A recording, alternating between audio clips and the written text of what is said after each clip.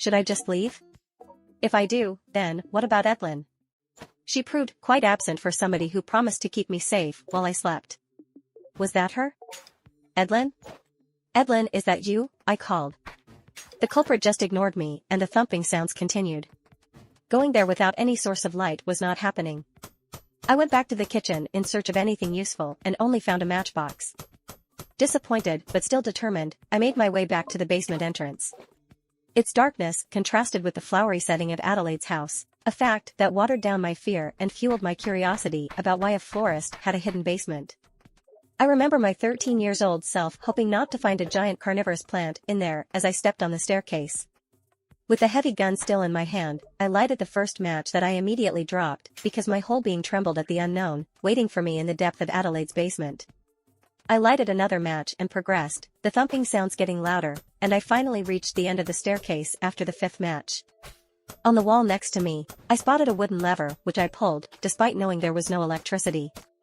To my surprise, after hearing a clicking sound, the thumping noises stopped, and I saw several wall torches light up to reveal a much more disturbing scenery.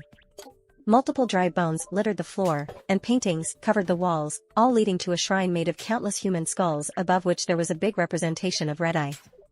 A few meters away, there was a desk covered with books and notes, as well as 4 metallic doors each provided with a small and square vision panel. 3 of the doors were closed and 1 was open and broken, revealing the darkness inside one of the rooms. Edlynn, I quietly called, immediately answered with 2 shining white eyes appearing on the vision panel of one of the closed doors.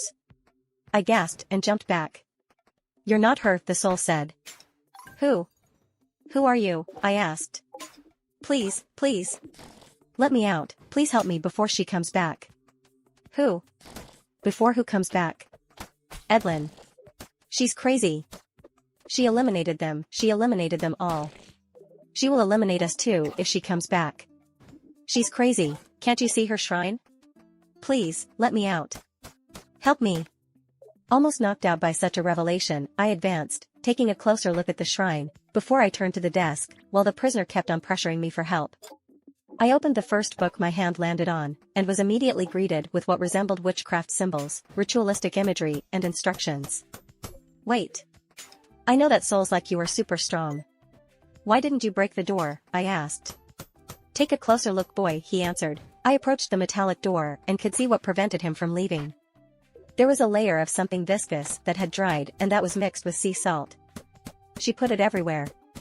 On the door, the walls, the ceiling, except the floor. I tried to dig, but the ground is too strong, the soul said. The noises? It was you. This nullifies our power upon contact, and it burns. I can't even punch it or kick it.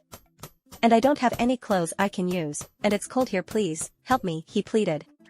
How do I open this? I questioned. I wouldn't do that, Edlynn suggested behind me. Terrified, since I have seen her in action before at Mrs. Robinson's house, I turned around, handling the gun with both hands and aiming for her head. Hey, hey. Easy, Terrence, easy. I don't know what that freak told you, and I understand what it looks like, she spoke, gesturing me to calm down. What you waiting for? Eliminate her, now. Shoot her, the soul shouted behind me. Is this what you guys do? I asked, gesturing to the shrine with my head while keeping my eyes on Edlynn. Don't listen to him, Terrence. This is not me. This is Adelaide's doing. Her house, remember, Edlynn said as she started approaching slowly. He mentioned your name, Edlynn. From what you told me earlier, he can't know Adelaide. You souls don't share our memories. He knows you, I replied. Because I was there earlier. I found him trapped here. It's true, she said. She will off us both. Off her. Shoot, the prisoner shouted. Do not get close, or else, I warned, sweating, trembling, and nervous about my next move. My life depended on it. Listen, Terrence. The souls involved in this, the blackout, we're divided in 3 groups. Those who are against Redeye, the rebels, like me, the neutrals, who only care about their desires, and those who follow Redeye, the devotees. Flavio, the soul inside that guy behind you, he's one of them. The only thing he wants is to join the others out there, Edlynn revealed, still approaching. Off her before she eliminates you. Flavio shouted. Edlynn, don't come close. Don't make me do this, I spoke, still shaking and slowly stepping back. Watch out, she shouted, pointing at Flavio behind me. A strong hand seized me by the collar and yanked me towards the metallic door. In absolute panic, I pulled the trigger several times, shooting until no bullet was left. In the struggle, Flavio's forearm made contact with the salted mixture, and he released me before screaming and crying in pain. I stepped away from the door and dropped the weapon, while a crouched and curled up Edlynn slowly stood up. We both looked at Flavio's cell door in silence for a few seconds. "Is it that bad?" I asked her. "Yes, really, really bad," she answered, showing some severe burns on her right hand. I woke up in one of the cells, without a single cloth. I had to pull out enough hair from Adelaide's head, wrap it around the hand to safely punch open that door, she told me, pointing at the broken door. "Adelaide. Maybe a line of salt in front of the door would have done the job." "At least she tried," I said. "There's a pile of that salted mixture in the corner of the cell. I bet the key was buried under for her to use when she comes back," Edlynn said. "I hadn't found the time to tell you earlier, your dear Adelaide is a human devotee. This is insane. Rebels are just a very few and devotees are many, didn't know they were that many," she added. "Humans too? This is going too far." I checked her notes and books earlier. "I found some interesting things, but I could not read it, you know," she spoke. "Can you show it to me?" I proposed, and she walked towards Adelaide's desk. "Edlynn," I called. She turned to me, amplifying the shame I felt for what had occurred earlier. I'm sorry, I doubted you," I tried apologizing. "Little boy, got some manners." "That's great. Else, I would have got your head with one punch." "Don't worry, I'm not mad at you for shooting at me," she said. "Come on, we still in a hurry, and that Adelaide of yours got a lot of explanations to do," she added, walking toward the desk. From what I saw, she trying to achieve something on her own and in favor of Redeye's plan. She kidnapped and used some of the villagers for her rituals. You can see that most of them didn't make it. Dude in the cell will surely know the same fate after the blackout when she comes back, unless you survive and expose her, Edlynn spoke, after opening a book on a certain page and showing the content to me. "An Outlander? She's trying to create an Outlander. That's what is written," I revealed. "Sick," which Edlynn said. "Nobody can create an Outlander. You just a bunch of ignorant fools," Flavio spoke. "And nobody asked you nothing, nutcase." "Just shut up," Edlynn replied. "Just what's that plan? That Redeye man, what does he want from me? Why he doing all this?" I questioned. Edlynn took another book, and quickly turned pages until she stopped on one with the drawing of several spirits being absorbed by a strange shining scepter. "I have an idea of what's written. But I have to hear it from your mouth and make sure," she said. "It says that this is a ritual called transcendence." Transcendence? That's what our leader warned us about, assimilation and annihilation. Terrence, we're all in trouble. Everyone here is in danger. If he gets a hold of you. "That's not what the transcendence means, you ignorant," Flavio interrupted. "Believe me, Outlander, you'll regret trusting her." "You'll regret," he added. "Just shut it, Flavio," Edlynn said. "Still can't believe Adelaide is involved." "Do you think there are more like her?" I asked. "There are. Let me check, I'm sure I found some sort of diary earlier." "Yeah, that's the one," she said, before finding and handing me the diary. The diary was mostly filled with pictures.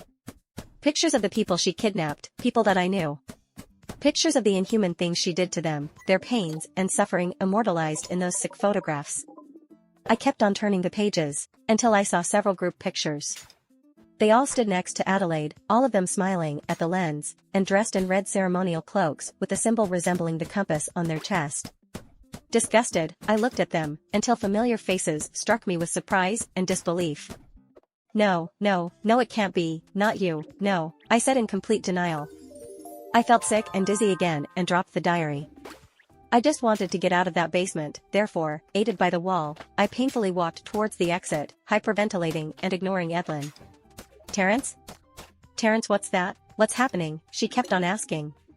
When I reached the living room, I heard Edlynn close the secret entrance to the basement and the closet.